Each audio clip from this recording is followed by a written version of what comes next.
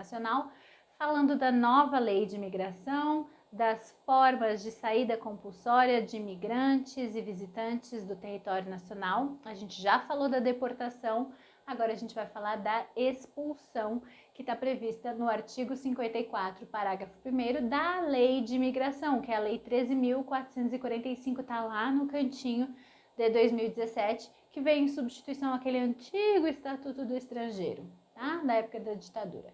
A expulsão também é uma medida administrativa de retirada compulsória do estrangeiro, do migrante, do território nacional, tá? A nova lei de imigração, ela prevê apenas duas hipóteses de expulsão do migrante ou visitante. Em contrapartida, a lei anterior, o Estatuto do Estrangeiro, que tinha uma linguagem muito mais pesada e autoritária e falava, por exemplo, no caso de expulsão de estrangeiros, até mesmo por vadiagem. Então, esse rol foi enxugado e a gente tem aqui basicamente duas hipóteses para expulsão do migrante do território nacional. Primeiro são aqueles crimes definidos no Estatuto de Roma, ou seja, os crimes de genocídio, os crimes de lesa humanidade, né, contra a humanidade, os crimes de guerra, crimes de agressão, tá? Então essa é a primeira hipótese de expulsão do território nacional, são os crimes definidos pelo Estatuto de Roma. E a segunda hipótese, né, é de crime comum doloso passível de pena privativa de liberdade. Sempre, conforme dispositivo legal, deve ser observada a gravidade e a possibilidade de ressocialização desse migrante em território nacional, tá? O fato, né, de haver a expulsão, né, o processo, esse procedimento de expulsão por crime comum, doloso, passível de pena privativa de liberdade, não vai prejudicar, conforme disposição legal também, não vai prejudicar nenhum benefício, tá? Para o réu, para o expulsando, tá? Benefícios como, por exemplo, a progressão de regime, a suspensão condicional do processo, a aplicação de eventuais penas alternativas. Então, a lei ela vai falar isso.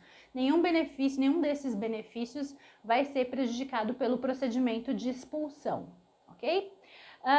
Também a duração, a suspensão e revogação dos efeitos da expulsão deve ser proporcional à pena principal, havendo aí um limite que não pode superar o dobro desta pena principal, tá? Então aqui também é uma inovação da lei de imigração.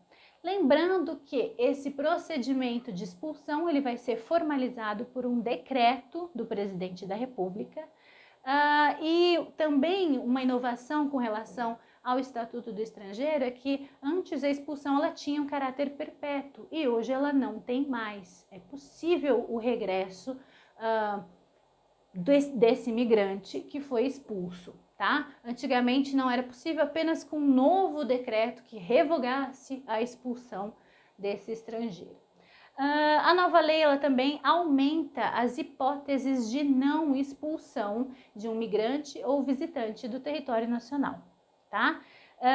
Então não pode ser expulso quem tem filho aqui no território nacional, quem entrou no território nacional antes dos 12 anos, quem tem mais de 70 anos, quem está há mais de 10 anos dentro do território nacional e outras hipóteses previstas na lei. Tem que dar uma olhadinha aí na nova lei de imigração, tá tudo lá, tá? Deve ser observado o contraditório, a ampla defesa, isso também está previsto na lei de imigração, né? Tem a previsão, né, de auxílio jurídico da Defensoria Pública da União, em caso de necessidade, tá? Então, isso aqui é o que a gente tem para falar sobre expulsão e as principais inovações aí que a nova lei de imigração trouxe, fazendo aí um paralelo com o Estatuto do Estrangeiro. A terceira, uma outra hipótese, né, de saída compulsória de estrangeiro, migrante ou visitante do território nacional é a repatriação. Esse instituto pequenininho não é tão importante quanto a deportação e a expulsão e a extradição, que a gente vai falar daqui a pouco, que ela saiu aqui do rol né, casos de saída compulsória, ela foi para um outro momento da lei, mas vamos falar um pouquinho de repatriação, tá? Só em casos aí que, né, vá que cai na prova. Repatriação também é uma medida administrativa de devolução de pessoa em situação de impedimento ao seu país de nacionalidade, tá? Não se aplica a repatriação para refugiados, apátridas ou quem necessita aí de qualquer auxílio humanitário, tá? Também não se aplica para menor de 18 anos, salvo se for mais benéfico, né? Mas via de regra não se aplica para menor de 18 anos. E também não vai se aplicar o Instituto da Repatriação se houver risco à integridade pessoal ou liberdade desse migrante ou visitante aqui que está em território nacional, ok? Então a gente fecha aqui os casos são esses casos mais importantes de saída compulsória de imigrantes e visitantes do território nacional.